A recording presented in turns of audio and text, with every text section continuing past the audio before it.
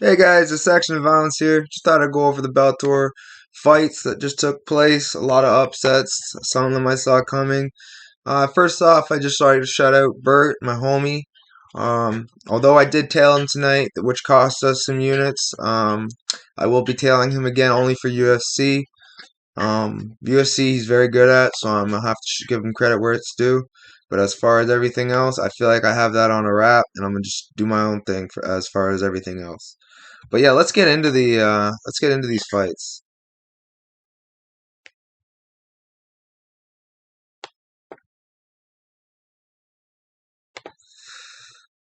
Okay.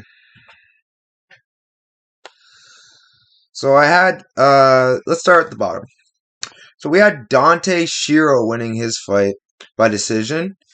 It was looking pretty good. He was winning all the grappling exchanges. He was most of them at least. He was I thought he was outstriking Luca. Luca was exhausted at the end of the second round. He got that submission out of pure luck, in my opinion. It doesn't happen 99 out of 100 times. Dante Shiro really let me down. But when you get caught in submissions that have never been heard of before, it is what it is. I can't really take too much out of that. It is what it is, though. I'm pretty upset about it, but can't get too upset. I only had like 0.665 units, so no biggie. Moving on, though. I don't see Luca Polklet as a prospect. He just got lucky. Moving on, though, we have Azael Jude versus Jordan Barton. Now, Azael Jude, his striking is clean. His grappling hasn't been truly tested yet, but from what I've seen, he's pretty good with the grappling defense. Great striking. I think he's going to be a problem the more fights he gets in Bellator. I'm going to definitely consider him more often as a prediction in the future. Jordan Barton just I feel like he's too old for the sport. At least he looks it. I don't know how old he is. Let's see how old he is. He looks old. I don't know how he beat Fabricio Data. That really screwed with me. How you can beat Diata but you can't beat this guy is how you beat Data but you can't beat this guy is just astounding. This guy's only 29 years old. He looks like he's like 38 or like 40. But yeah, 0-2 to start off, not the greatest look. Moving on though. Kenny Mcconnell versus Alex Bodner. Alex Bodner just didn't have much like threat for Kenny. Kenny had the striking advantage, he had the grappling advantage. It was just a matter of time before he found the submission, and that he did. He won in the second round via guillotine choke. We had him by finish, so we cashed that, and we cashed the money line, so that was good. That got us a prediction back, so we went 1-2. Moving on, another fight we got wrong. Georgie,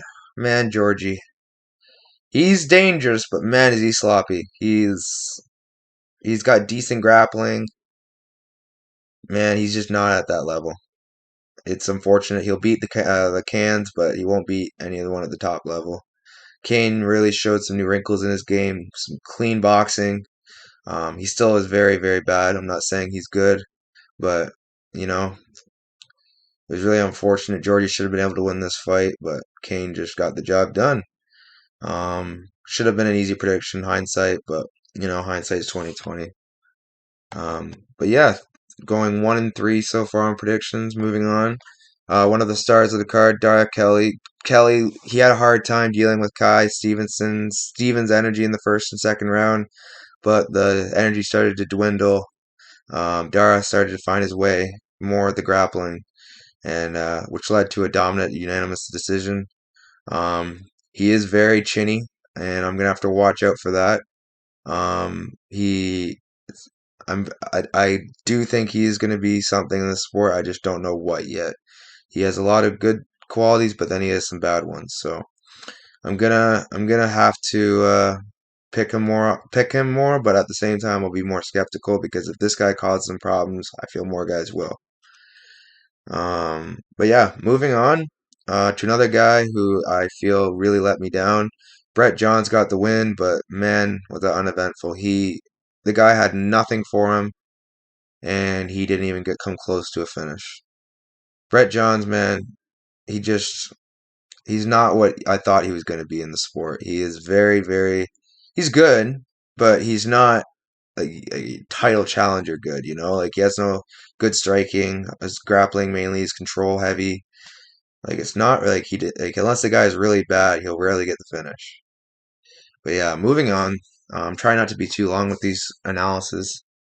Brian Moore versus Arividaldo Lima de Silva. I had Brian winning this decision by unanimous or split. He got the unanimous decision.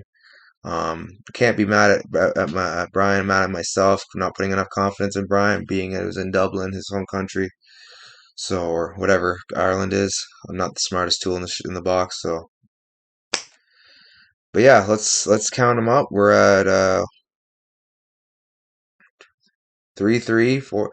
So this put us to a positive 4-3 on the night. But yeah, this is a fight that I didn't take too seriously, and just because of his record, and Brian proved that his record doesn't really matter. He's still game, and he's still ready to deliver. So moving on, though, we had Carl Moore versus Carl Abrexon. I saw this coming from a mile away. My boy Bert didn't, and that's the reason I tailed him. I'm gonna trust my own gut. Carl Moore, he's pretty good. He's faced good competition. He has a jiu-jitsu background, some striking as well. I knew Carl was gonna have issues. He dropped him in the first round, but I don't know. I feel like if he had more time, he could have finished it. But woulda, coulda, shoulda. You know, he ended up getting subbed in the second round. Like what a joke!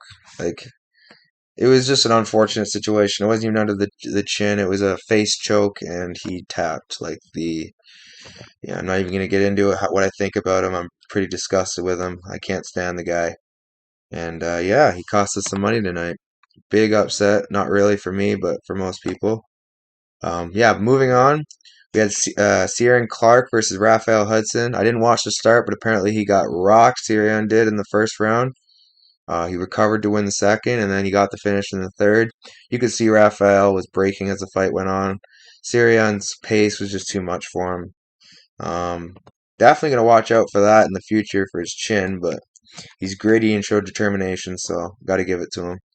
Happy for him, and we got the finish prop, so can't complain. Another fight that let us down. Moving on.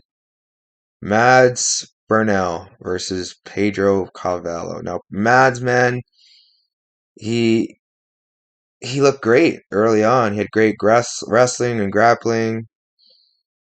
Jiu-jitsu was decent, but man, his striking was so bad today. Like I didn't see like he landed a few shots, but like man, he did not look like the last fight he was in. How does like Borax have such an easy time have like how does Mads have such a easier time with Borax than he does Pedro Cavallo? Pedro Cavallo is absolutely terrible. And just because he has cardio, he won. It's unfortunate, but it is what it is.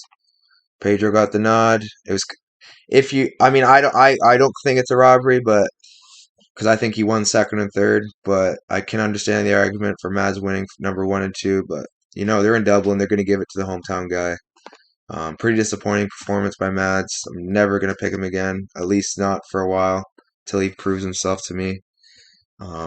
Yeah, really disgusting performance. Cost us 10 units possibly. But yeah, moving on.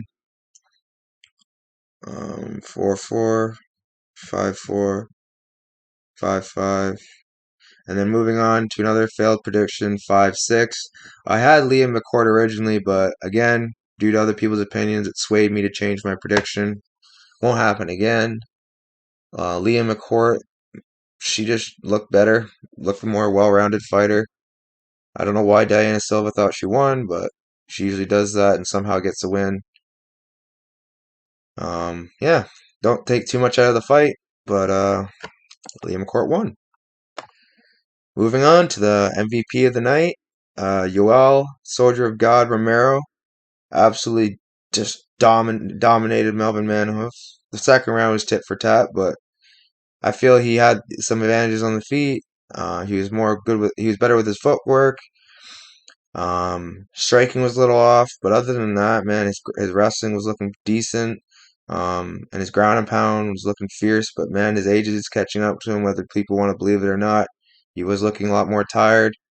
But you never know, man. He looked tired also in the last fight he was in, and he came back and rallied to win, even though he was winning the whole fight. I just think Yoel is going to keep proving us wrong and possibly even get gold with the Bellator and then retire. I don't know, though. You never know. Yoel's a beast. Steroids juiced up to the gills, but man's a beast. He won us a bunch of money, made us money, profitable on the night. So I can't complain. Yeah. Moving on, though. We had Benson. Benson Smooth Henderson versus Peter Queally. What a terrible prediction I had with Peter Queally. Just because he's from Dublin, I thought he would edge a split decision. But Benson, I should have trusted my common sense. Benson's a way better fighter.